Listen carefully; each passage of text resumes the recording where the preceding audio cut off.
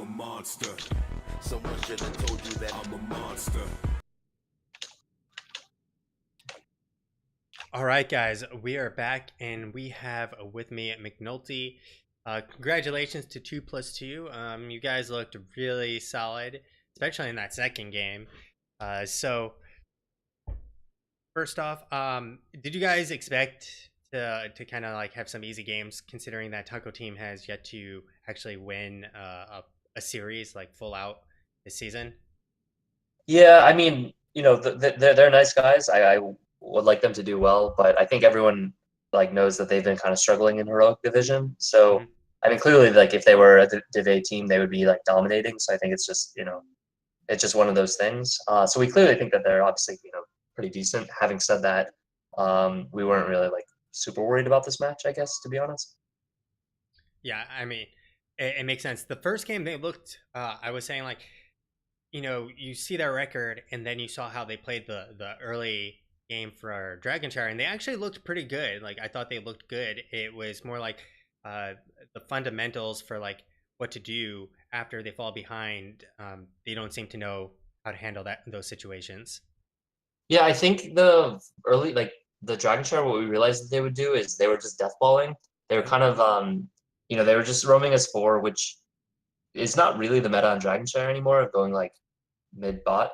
But it worked. Like they got kills. And with Garrosh, they have Garrosh Jaina is very strong early.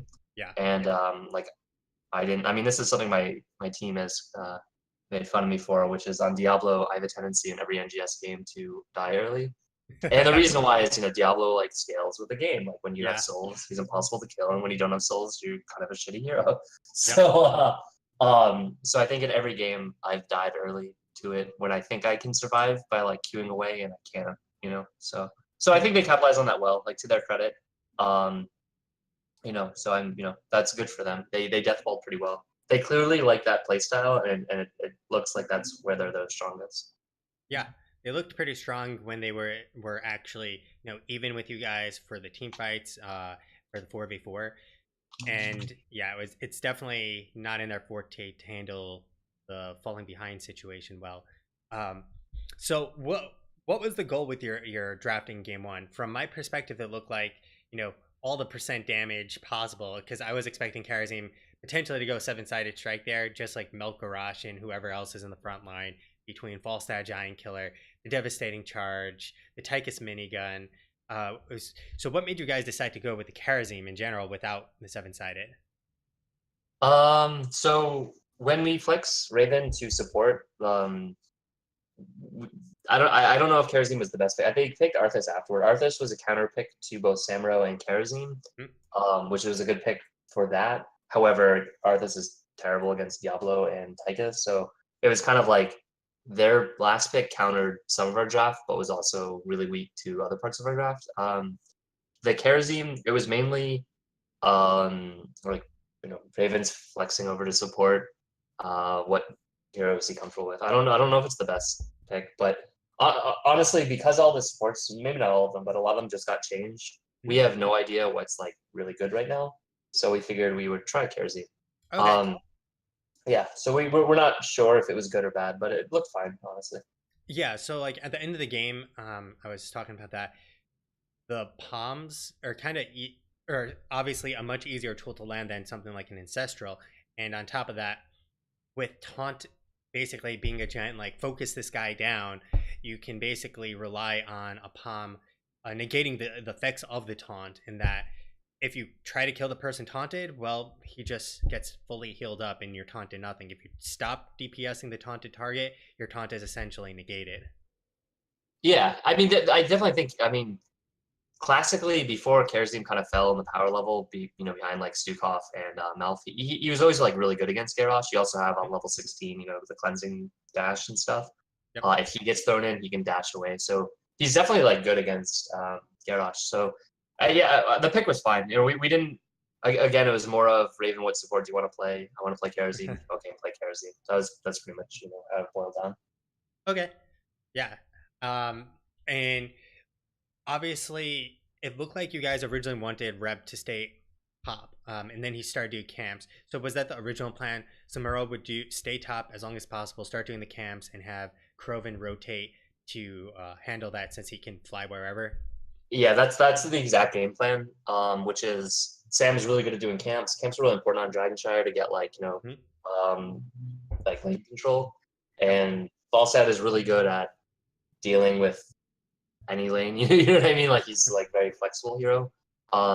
So yeah, that's exactly what we planned on doing. Okay. You nailed it. Yeah, I mean, it looked like you guys executed it pretty well there, in general for game number one. Obviously, the early game was a little more, even, but nonetheless, you guys took that overall. I'd say easily in 18-15 situation. Generally, or was it even 14? 18 non 16 situation. Generally shows like you're pretty far ahead in that game. So, game number two, the Artanis pick. Why'd you guys opt for Artanis there? Was that another situation of like, Raven, what do you want to play in the solo lane? Yeah, I mean, a lot of it is like some minor experimentation with Sonya. Like I play a lot of Sonya. She just got like a bit of a change in this balance patch, Yep. and I don't know if she's a little better or worse. Raven was saying that he just recently played that lane matchup in Hero League. He was saying it was favorable for Artanis. I play those heroes a lot, and I think it's pretty even matchup to be honest. However, we have like the Genji, which is massive on Praxis. Yeah, so like pretty much any hero, if you have like a 2-on-1 often will win. So yeah, a lot of it boiled down to, okay, you think Artanis is good against Sonya? Let's roll the dice on it. Again, I don't think the Artanis pick is like good or bad there. It was just fine. We were pretty happy with that. Yeah, we got what we wanted there. I mean, in my opinion, not to say their draft was bad. I think their draft could have worked, but we got what we wanted. So I was very surprised, basically. In my opinion, at least, Mirrodin, Genji, Deckard are like insane on Praxis. So yeah, so we felt pretty comfortable. Yeah. So I thought it was interesting that Kroven picked up the Bonzer Mine. I believe that's the name of the talent. And from my perspective, Kroven basically single-handedly won that game because he just kept sending everyone into your team. Like he just completely put chaos as like the name of the game, since they'd have one guy sent back into your team who you'd kill, and then they'd have no one to peel for whoever that was. Yeah, I mean, I'm pretty sure Kroven's the best Junkrat in NGS, like for sure. I don't think we've lost with him on the Euro yet in the season. He's really good at Junkrat, and a while back I tried to convince him to Bonzer hits, and then he switched because everyone else goes the Q quest. I'm pretty sure Bonzer's better. But anyway, he's very good, and especially against Alex Straza. It's like they all clump on the heel on the W, and then he knocks them back. Like it's. How do I say this? I think Taco Team has had kind of a rough season and stuff, and I think that they're obviously like pretty decent. But I think their draft on Braxis was it could have worked, but like I'd like to think that we played so well, blah blah blah, which I think we played okay. But I do think our draft is way better on that map, to be honest. And I do think Junkrat is a counter to a lot of what they had. Yeah, 100%. Like the Alex Straza pick, I can see why they want Alex Straza. Like, oh, we'll control, the beacon. He'll hit the dragon. We'll do our dragon stuff, and we'll get the beacon. Problem is, like you pointed out, you have Junkrat, who's just like fine into your, healing. No one gets healing. Yeah. That's a large chunk of her healing. That's all her AoE healing.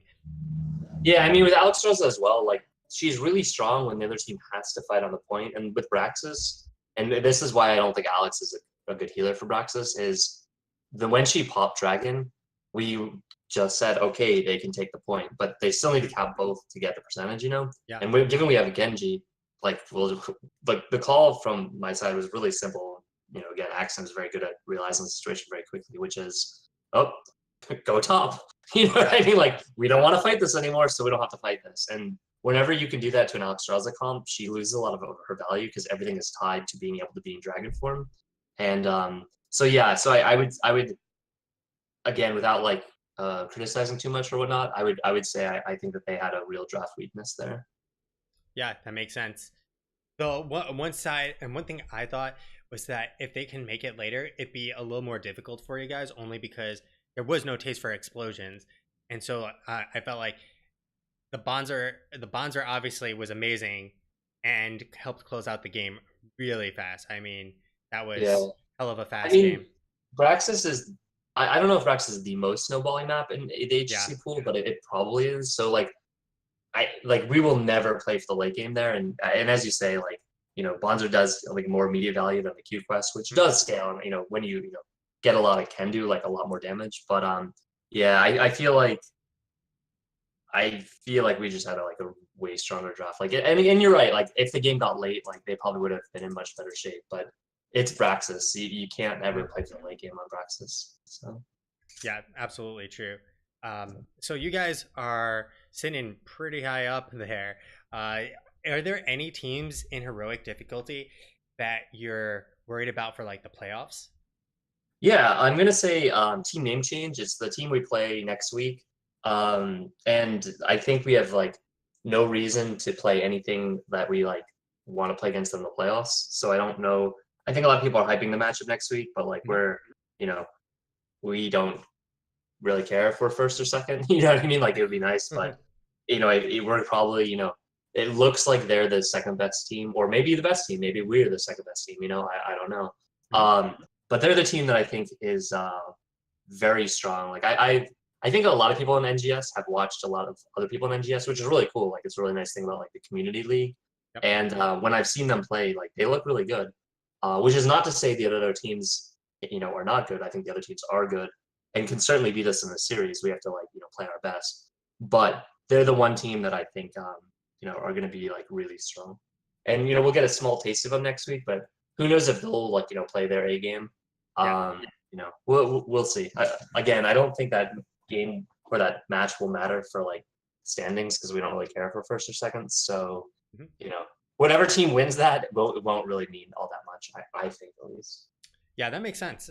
Because, like you said, playoffs are obviously significantly more important than a regular season match where you're already guaranteed to be in the playoffs at this point. Uh, Yeah. and so, are you guys drafting, or kind of like going back and looking through some other replays again for team name change games to kind of like draft strategies around them? Um, Not yet. I think what we'll do is, I mean, I'm pretty sure everyone on our team cares, about the playoffs and we're very excited for them. So we'll watch all the playoff matches. So we'll see their matches, which are more important because it's on this new patch. Yeah. So and like the patch really has changed a lot. Like we were a firm believer that like Hanzo was the best hero in the game. And we took him in most of our other NGS matches, and now I can pretty comfortably say that we think he's like very weak now because those were massive nerfs to him. So when you swing a hero from what we considered our top priority to probably not going to take him for the rest of the season, that is a pretty big change. Yeah. Like you saw us take Tychus really early in game one. That was partially because I think he's probably good, but also because we just wanted to try him. You know what I mean? Yeah. Um, so we're going to be looking for other things, as I imagine team name change and the other really good heroic teams will be doing. So it's hard to look at like you know games from like a month ago and try to learn anything about the opponent because I imagine that they will adjust because they're good. Also, I don't want to throw shade on any of the other heroic teams. I do think OSD, who we played yesterday, are very good. I think Victoria's Secret are very good. I think Amazing are very good. Luxuriant. So like I would literally list all of the heroic teams. They're all good. Um, the competitive level has been very high, and so like they're all good teams. Do That's I think awesome. we're better than them? Yes, but I do think they're all very good. So, Yeah, I mean, if you are trying to like go back and watch replays, I guess it's mostly to just see how they rotate their macro play, some of their decisions they've made on other maps, how they react.